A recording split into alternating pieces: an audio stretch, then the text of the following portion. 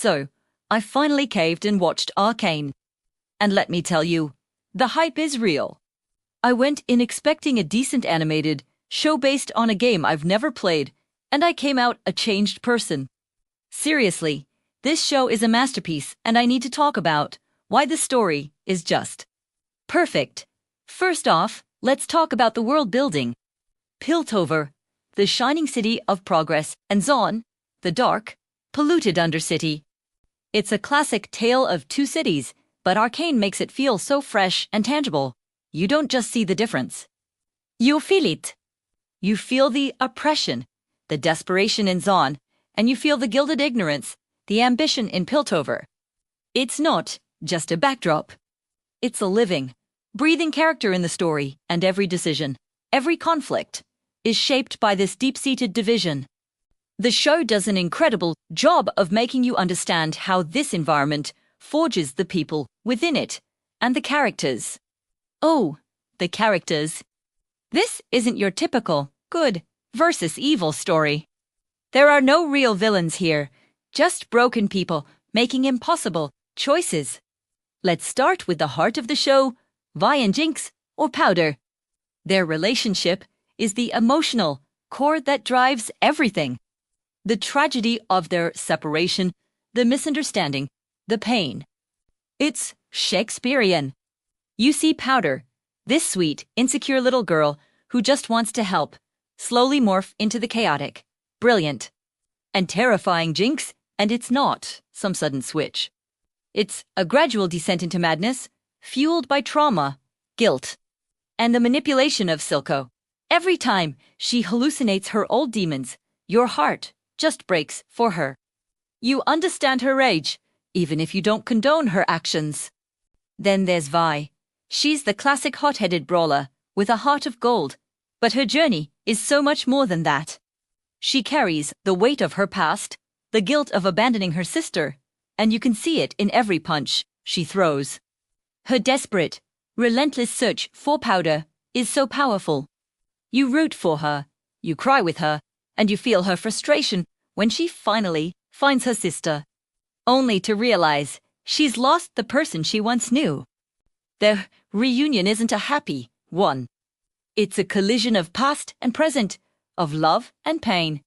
It's messy, it's complicated, and it's devastatingly real. And we have to talk about Silco.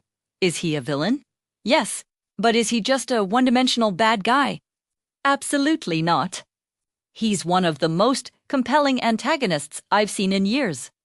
He's ruthless, a crime lord, who will do anything to achieve his dream of an independent Zaun. But then you see his relationship with Jinx. He genuinely loves her. He sees her as a daughter.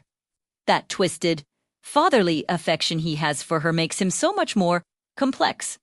The scene where he chooses Jinx over his lifelong dream of a united Zaun. It's jaw-dropping. He says, "Is there anything so undoing as a daughter?" That line perfectly encapsulates his character. He's a monster, but he's a monster with a heart, and that's what makes him terrifying and strangely sympathetic. The political side of the story is just as gripping. Jace and Victor's journey is a fantastic parallel to Vi and Jinx's. They start as brothers in science, united by a dream to use magic ore, hextech to improve humanity. Their intentions are pure. But as their invention becomes more powerful, it gets tangled up in the politics of Piltover. Jace becomes a councilman, a politician, forced to make compromises that go against his ideals. He gets a taste of power and starts to lose sight of his original vision. You see his slow corruption, not out of malice, but out of pragmatism and ambition. And poor Victor. His story is just pure tragedy. He's a brilliant mind from the Undercity, trying to make his mark in a world that looks down on him, all while his own body is failing him. His desperation to survive pushes him to cross ethical lines, to experiment with the volatile hex core. He's not seeking power for power's sake. He's just trying to live.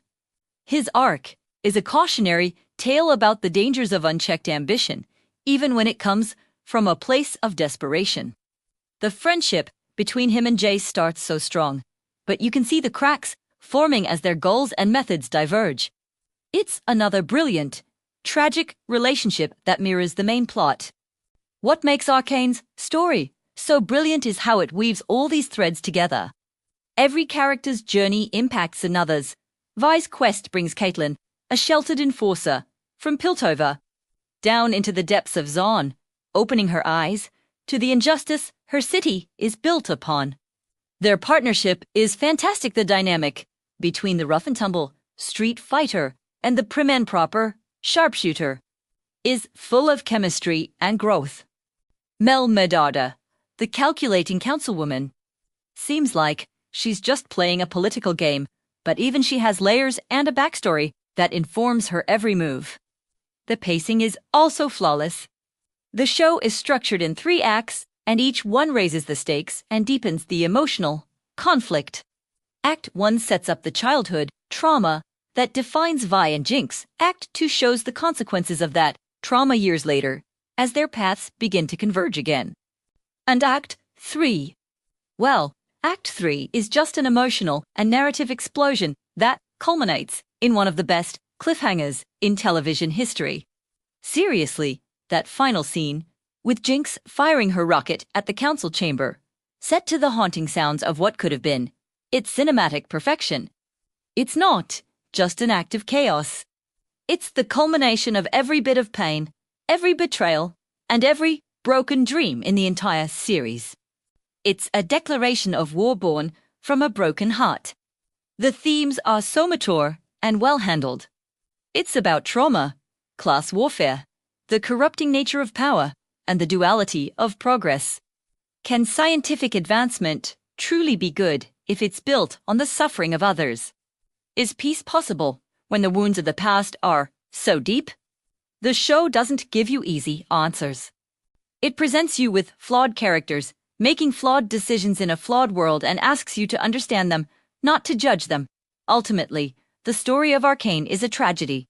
It's a story about how love, in its most desperate and twisted forms, can lead to ruin. It's about how good intentions can pave the road to hell. Every character is trying to do what they think is right, for themselves, for their family, or for their city. And in doing so, they unknowingly push the world closer to the brink of all-out war. It's a masterclass in character-driven storytelling, where the plot unfolds naturally from the choices and flaws of its characters. There isn't a single wasted scene or line of dialogue. It all serves to build this intricate, emotionally resonant narrative. If you haven't watched Arcane, even if you know nothing about League of Legends, you are missing out on one of the best stories told in any medium in recent years. It's a show that will stick with you long after the credits roll. It's beautiful, it's brutal, and it's brilliant. I cannot wait to see where this story goes in Season 2. Thanks for listening to my ramble, guys. Let me know your thoughts on Arcane's story in the comments below. And don't forget to like and subscribe for more deep dives. See ya next time.